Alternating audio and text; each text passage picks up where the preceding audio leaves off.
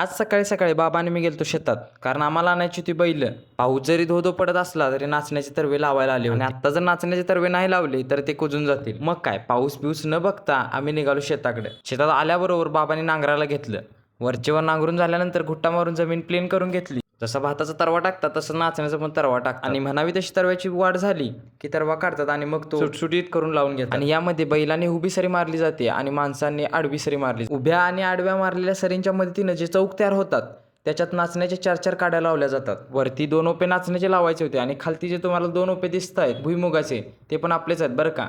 धो धो पडणाऱ्या पावसाने एवढा चिखल झालता की आजोबांना म्हटलं आता नाचणं कसा लावायचा आणि एवढ्या चिखलात नाचणं लावून आला तर बरं. तेव्हा आजोबा म्हणाले की आपण शेतकरी आहे आणि शेतकऱ्याच्या आयुष्यात पावला पावलावर अडचणी येत जात राहतात आणि येणाऱ्या अडचणींना घाबरायचं नाही. मग असं विठ्ठलासारखा आजोबा पाठीशी असताना आम्ही पावसाला घाबरणार आहे व्हय? बघता बघता नाचण्याचा एक ओपा लावून झाला आणि मग आम्ही बसलो जेवाय. मग तुम्ही पण कधी असं शेताच्या बांधावर बसून जेवलाय का? आणि जेवता जेवता सुटलेला असा गार वारा आणि त्यामध्ये असला व्ह्यू तुम्ही कधी एन्जॉय केलाय का? कमेंटमध्ये सांगा लागते. आणि याचा ब्लॉग आवडला असेल तर नक्की लाईक करा, शेअर करा आणि जाता जाता तुमच्या बॉल फॉलो करायला विसरू नका.